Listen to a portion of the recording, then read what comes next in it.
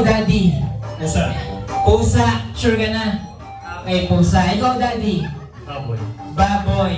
Sure ka na yan, ha? Okay. So, Mami, ikaw, ano pangalan mo? Ling. Anong favorite animals mo? Nag-isip yun. Ano? Kahit ano, Mami, guess ka lang. Kung ano yung nag-iisip mo. Dinosaur ka, no? Dinosaur. Alam nga. Ano na yung tayo mo, Mami? Kambing. Goat. Goat. Okay, goat. Ikaw, Mami, anong favorite mo? Bird. Bird. Okay. Ikaw, Mami. Ano?